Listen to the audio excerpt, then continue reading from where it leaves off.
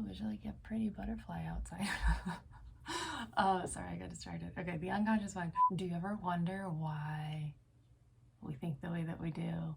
Why things show up the way that they do? They say that 90% of your mind is the unconscious. While we may be consciously aware of all the things that we want to change, we are always ruled by the unconscious level. So, understanding the unconscious mind, in my opinion, is the quickest way to feeling better, to healing, to releasing trauma and all limiting beliefs. Because really, knowledge is power. And the more we understand the unconscious mind, the more we can work with it in order to create the results that we want. Understanding how the unconscious mind works will help you understand how and why you're creating the reality that you want, and hopefully help you become more in tune and more aware of how you use your language, how you store your memories, and organize the millions and billions of bits of information that are coming at you at every moment of every day. It's really about how you process all that information, and learning how you process that information will give you the power to then process it in ways that are more beneficial to you. There's this quote by Wayne Dyer that I really love, and it's, when you change the way you look at things, the things you look at change, which is, I feel like, the unconscious mind in a nutshell. Because if you can change your unconscious mind and the way that you're looking at things, the way that you're processing information, the filters in which you use in order to understand the world around you, the world around you starts to change. When you change those limiting beliefs, when you release that trauma and you get that stuff out of your consciousness, it will allow you to see other realms of reality that have been there just waiting for you to tap into it. So the first thing that the unconscious mind does is stores memories.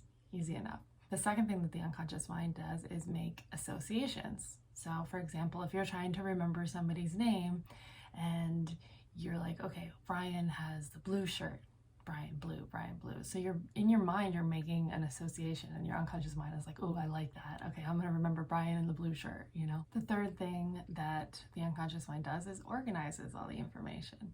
So just like with your socks and shoes and everything else in your room, you put in all of them together, your unconscious mind will do that, and sometimes it won't. So if you have a messy unconscious mind, you likely have a messy space. So then what's interesting is, as you start to clear up any trauma, limiting beliefs, and things going on in your mind, you'll start to notice that the outer world will change, and you'll prefer things to be tidier, cleaner in your external reality because it's reflecting your new internal reality. The fourth thing that the unconscious mind does is it will repress unresolved negative emotions.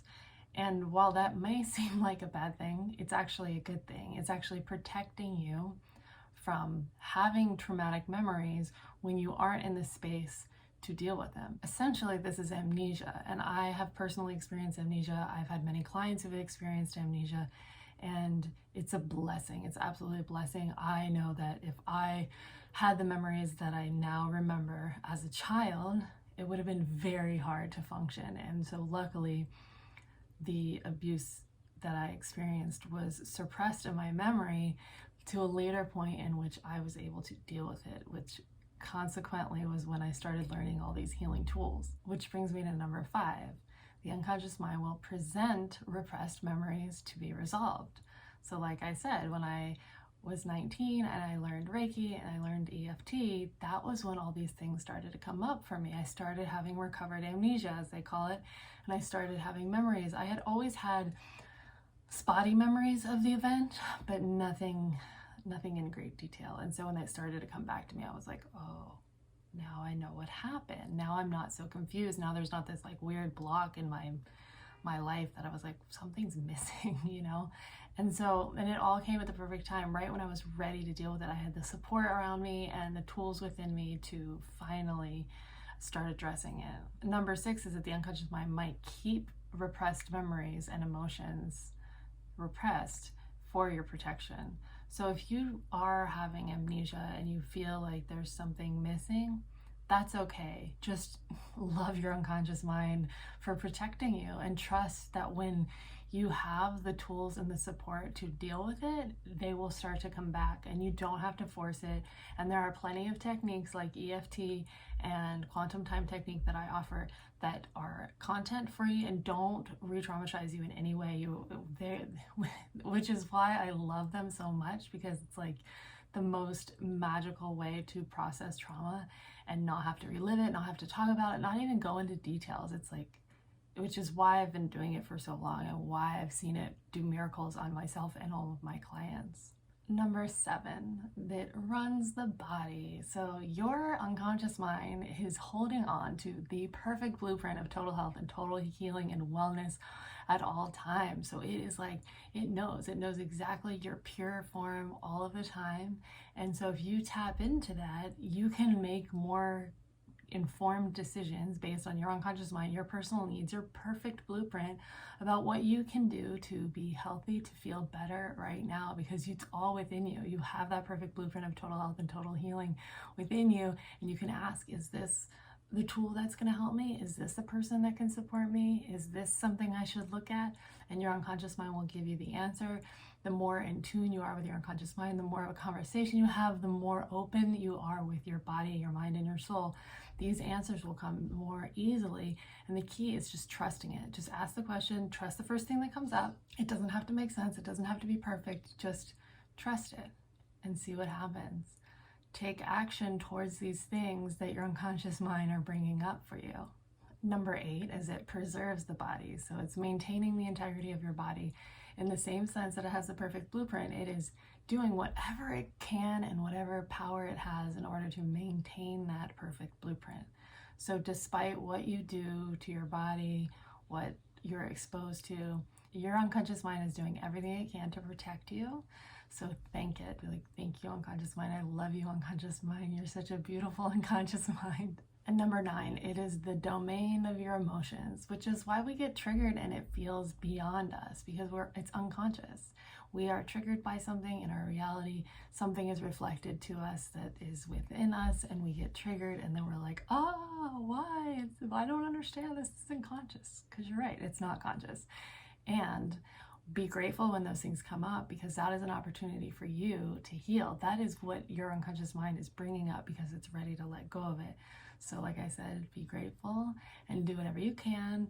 Use whatever tools, resources that you have in order to help yourself and heal and feel better. Number 10, your unconscious mind is a high morality being. It is always wanting to do the right thing.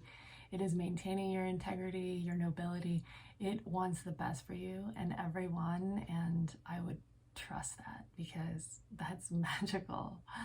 Your unconscious mind, the part of you that is the most powerful, while you might not be conscious of it, is the part of you that has that moral standing, that knows what's right, that has that integrity, that's just going to do the right thing no matter what.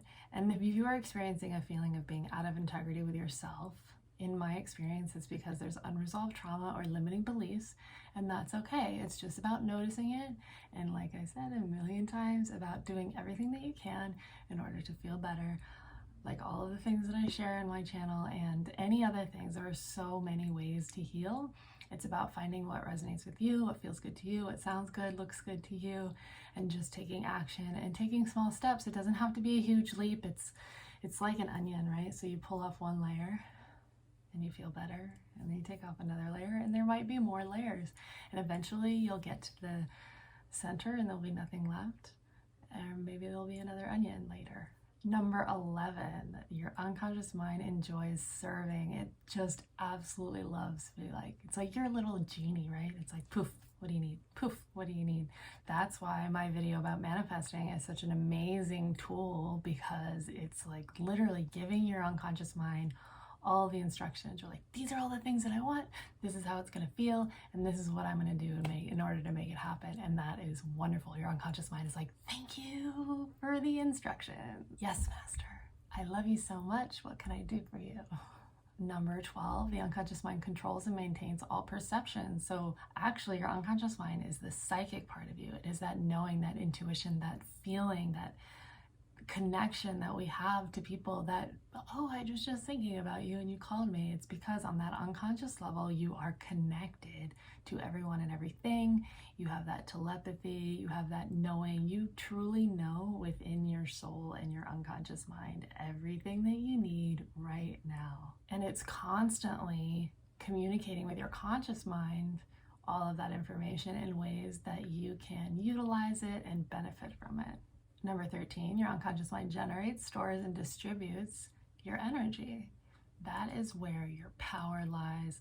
Understanding your unconscious mind is where your full energy, all of that power, that manifestation power, that creation power, that knowing, that connection to everything is right there in your unconscious mind. So love your unconscious mind, embrace your unconscious mind, and do what you can to fully understand it.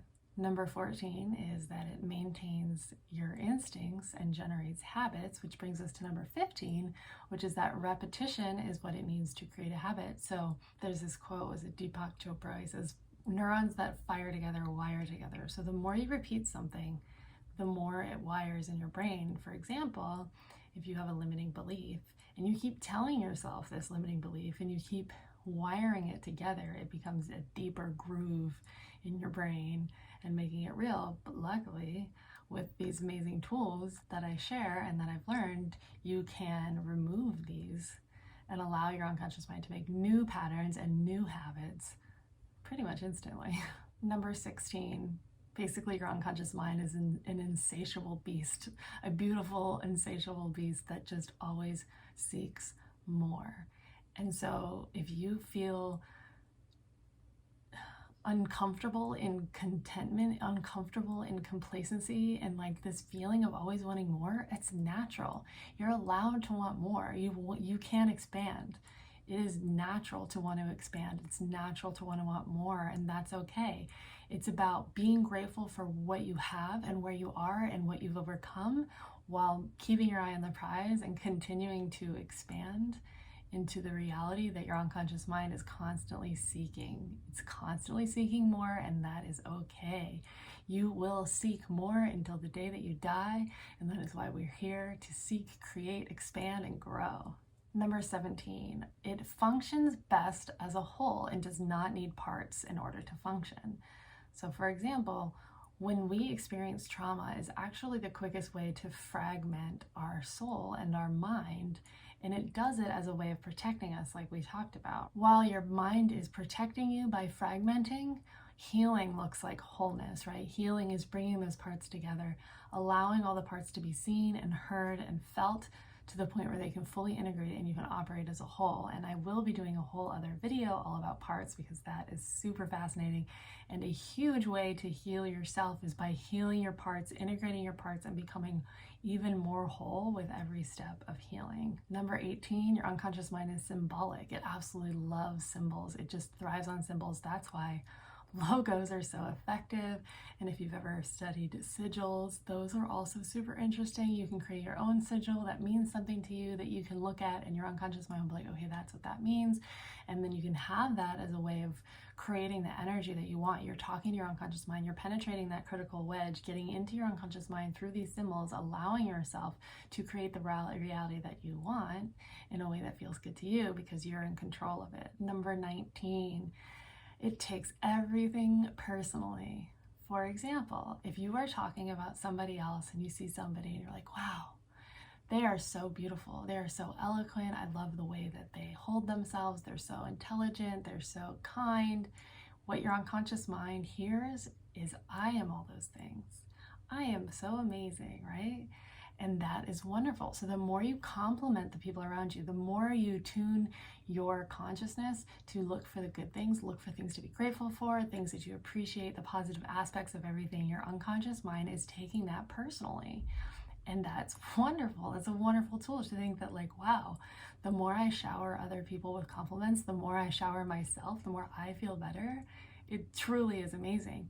And the flip side to that is, if you are constantly nagging on somebody and constantly being like, oh, they're this, they're that, and saying all the negative things that you notice about people, your unconscious mind is taking that personally as well. So be mindful. You can be aware of, like, oh, I don't like that about them. the reality is perception is projection. So what you're seeing outside of yourself is what you see within yourself. So if I'm seeing somebody and there's something I don't like about them, what that is me being shown what I don't like about myself. And so if I notice and I can be more aware and more in tune, I say, oh, that's interesting that I'm having that judgment about them. I must have that judgment about that myself.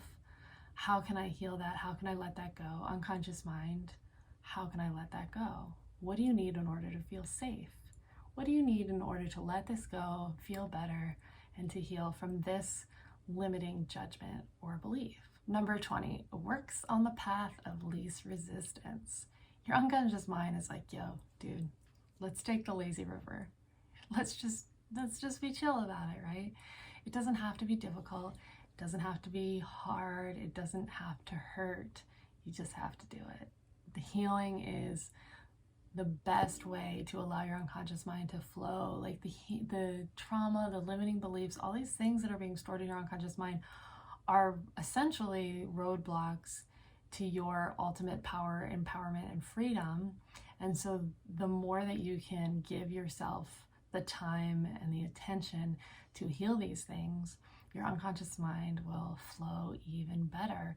And trusting that your unconscious mind wants for you to heal in the easiest, most effortless, most graceful way possible is a very compassionate and loving way to understand yourself, knowing that if you trust yourself, if you trust that whatever feels, looks, or sounds good to you as far as healing, then trust that and allow your unconscious mind to go there and to heal and to see what it's like to come out the other side. What you resist will persist. So allow your unconscious mind, allow your heart and your soul to just bring you to that path of least resistance. And then number 21, which is one of my favorites, is that your unconscious mind does not process negatives.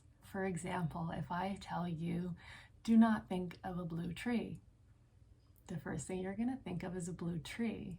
And you might have thought, oh, well, now I'm thinking of a green tree.